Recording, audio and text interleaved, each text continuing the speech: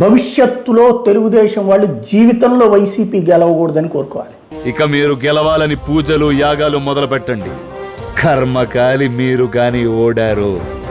ఒక్కొక్కడికి 2029 తర్వాత లేదా వైసీపీ 2034లో అధికారంలోకి వస్తే ఆ తర్వాతనైనా సరే ఈ ఫోటోలు రోజుకి 2 వేస్తా గ్యారంటీ.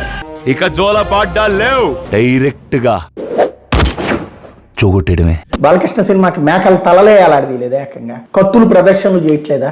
ఈవెన్ నిన్న నెల్లూరు దగ్గర కూడా చేయలేదా? ఇప్పుడు జగన్ పుట్టినరోజు సమయం భోజనం పెట్టుకుంటారు. ఆ భోజనం చేసే ముందు చేసేది ఇది ఒక ఫోజు కోసం చేస్తారు. దాన్ని అదేదో క్రూరత్వం చేశారు, దుర్మార్గం చేశారు, వీళ్ళందరూ దుర్మార్గులే అనేటటువంటి ఒక ప్రొజెక్షన్ తీసుకొచ్చేందుకోసం తన్ని కుంటుకుంటూ నడిచేలా చేశారు.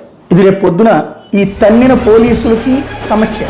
జగన్ రాకూడదని మనస్ఫూర్తిగా కోరుకోవాలి, మనస్ఫూర్తిగా దేవుణ్ణి ప్రార్థించుకోవాలి. లేదంటే ఈ బొమ్మ వెంటాడుతుంది.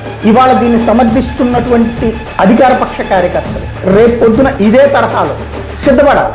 ఎవరిని వదిలిపెట్టం.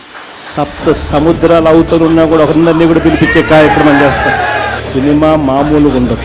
కాబట్టి ఖచ్చితంగా భవిష్యత్తులో జగన్ జీవితంలో రాకూడదని యజ్ఞాలు యాగాదులు పూజలు చేయించుకోవడం బెటరు.